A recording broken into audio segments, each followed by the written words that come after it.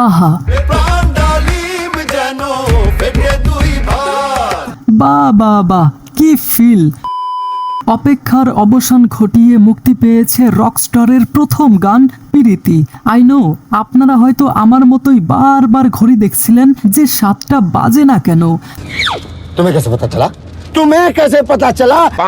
তো অপেক্ষার প্রহর শেষ হলো, অবশেষে গানটা মুক্তি পেল।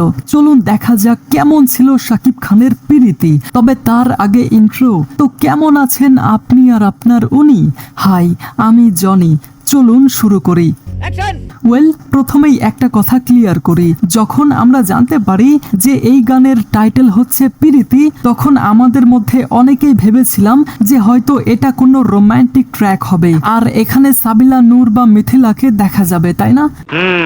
বাট রকস্টার টিম পুরোটাই খেলে দিয়েছে। কেউ ভাবতেও পারেনি এমন একটা ট্র্যাক আসবে। And guess what, it's really good. তো হাসান রবায়েতের লেখায়, আহমেদ হাসান সানির সুরে এবং জাহিদ নীরবের সঙ্গীত পরিচালনায় এই পিরিতি টাইটেলে কণ্ঠ দিয়েছে পান্থকানাই। আপনি বিশ্বাস করবেন না, এই গানটা শুনে আমার ভেতর থেকে ভিন্ন রকম এক অনুভূতি বা বলতে পারেন ভিন্ন রকম ভালো লাগা কাজ করলো, সত্যি বলছি।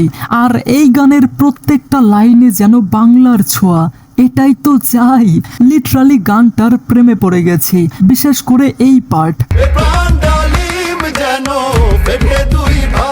গানের লাইনগুলোতে তীব্র প্রেম, আকাঙ্ক্ষা, বিরহ, অভিমান আর যন্ত্রণার আনন্দ শুনতে পাওয়া যায়। পাশাপাশি এখানে লোকজ এবং প্রাকৃতিক বা মাটির আবহকে যেভাবে নিয়ে আসা হয়েছে, এটা সত্যিই সুন্দর। এক কথায় গানের কিছু লাইনের প্রেমে পড়ে গেছি। তবে হ্যাঁ, যারা রকস্টার নাম শুনে ডিজে বা ডান্সিং কোনো ট্র্যাকের অপেক্ষায় ছিলেন, তাদের কাছে হয়তো এটা ভালো নাও লাগতে পারে। তবে তাদের উদ্দেশ্যে বলতে চাই, এটা মূলত মডার্ন কীর্তন টাইপ বা মডার্ন ফোক গান, কিংবা আপনি এটাকে সুফি ফোকও বলতে পারেন। এখানে পান্থকানাই কণ্ঠ দেওয়ার পাশাপাশি অভিনয় করেছে, যেটা সত্যিই দারুণ ছিল। সঠিক বলেছেন। রকস্টারে যে অস্থির ইমোশন থাকবে এটা কিন্তু বোঝাই যাচ্ছে। আর ভাই, এখানে শাকিব খানের পারফরমেন্স, বিশেষ করে তার ফেসিয়াল এক্সপ্রেশন, ভাই এতটা রিয়ালিস্টিক। এই সিনটাতে দেখেন তার গলার রগগুলো দেখা যাচ্ছে।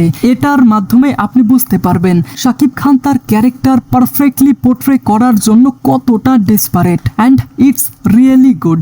জিনিয়াস। শাকিব খান অনবদ্য, এটা আমরা সবাই জানি। আর এই রকস্টারে এক নতুন শাকিব খানের পাশাপাশি তার অনবদ্য পারফরমেন্স আমরা দেখতে চলেছি। ভাই, হোয়াট আ অ্যাক্টিং!